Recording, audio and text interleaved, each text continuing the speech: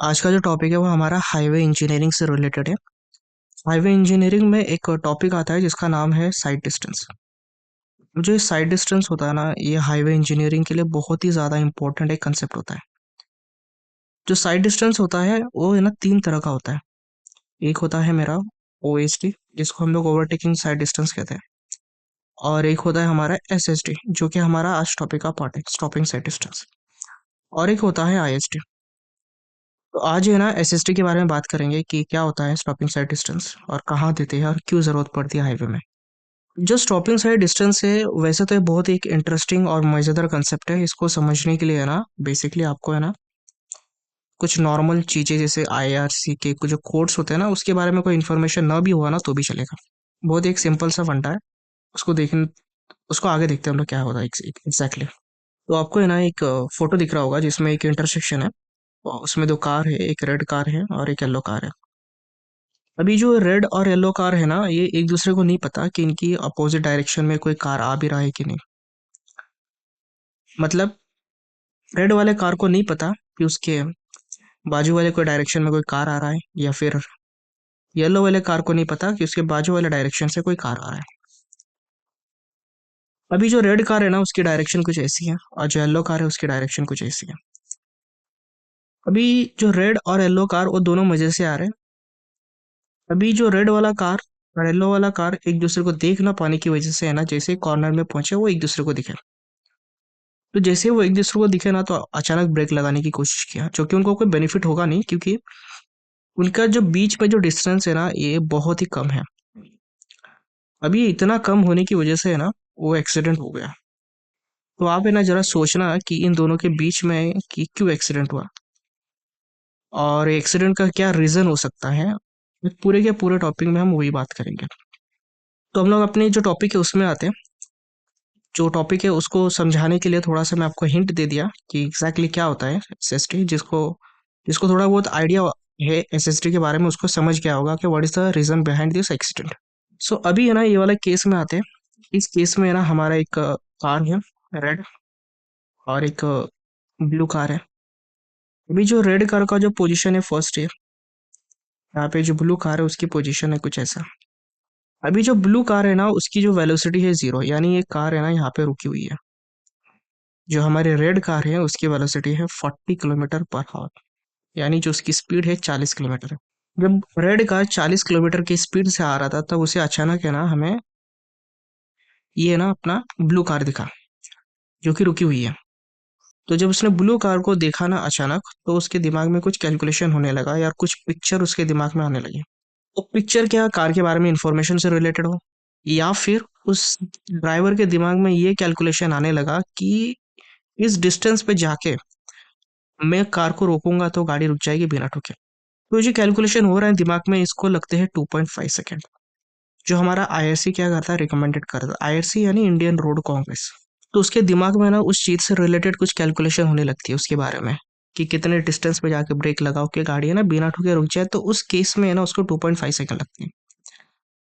तो जब car first position में है और 2.5 सेकेंड लगा उसको इस ब्लू कार को देखने के बाद, तो कुछ डिस्टेंस ऑब्वियस है कवर करेगा। तो जो डिस्टेंस उसने कवर किया, उसका पोजीशन माना मैंने 2। ठीक है। तो जो डिस्टेंस उसने कवर किया फर्स्ट पोजीशन से सेकंड पोजीशन पर, उसको हम लोग कहते हैं लाइक डिस्टेंस।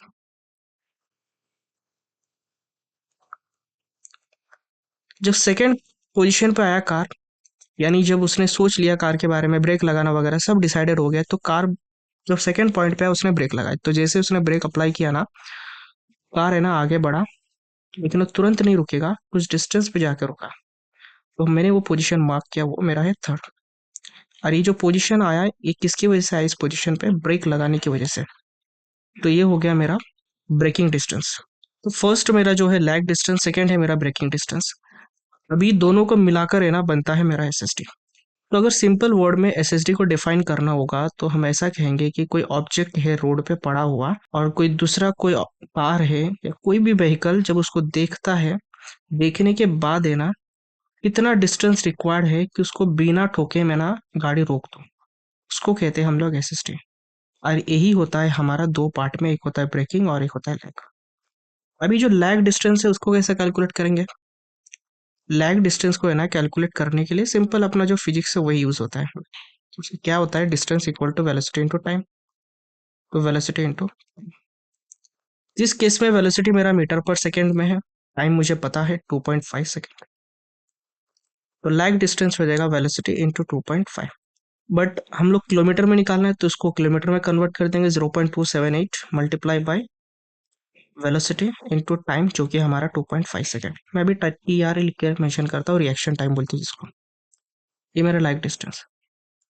सेकेंड जो ब्रेकिंग डिस्टेंस है ये हमें है ना आईआईसी रिकमेंडेड करता है कि V square divided by 254 F plus minus S. अभी जो v है मेरा 1 किलोमीटर पर हावर में है, और जो f है ये है मेरा फ्रिक्शन, v मेरा डिजाइन स्पीड बोलते हैं, और s जो है मेरा स्लोप। और जो पूरा आंसर निकलेगा हमारा वो मीटर में निकलेगा। ये भी आंसर क्या में निकलेगा, मीटर में निकलेगा। ये वाला आंसर मीटर में। इसमें वेलोसिटी जो है मेरा किलोमीटर पर हावर में है, टाइम है मेरा सेकेंड जो कि है मेरा 2.5। ठीक है, तो एस एस डी में अगर मैं पूरा लिखूँ, S S D is equal to lag distance plus braking distance, जो कि होता है मेरा कितना, 0.278 वी इंटू रिएक्शन टाइम जो कि डिजाइन स्पीड है वी मेरा, plus V square divided by 254 F plus minus S.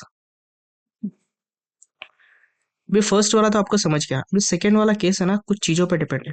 कुछ चीज़ों पे जैसे ये है ना फ्रिक्शन पे डिपेंड है कि रोड और टायर के बीच में कितना फ्रिक्शन अवेलेबल है।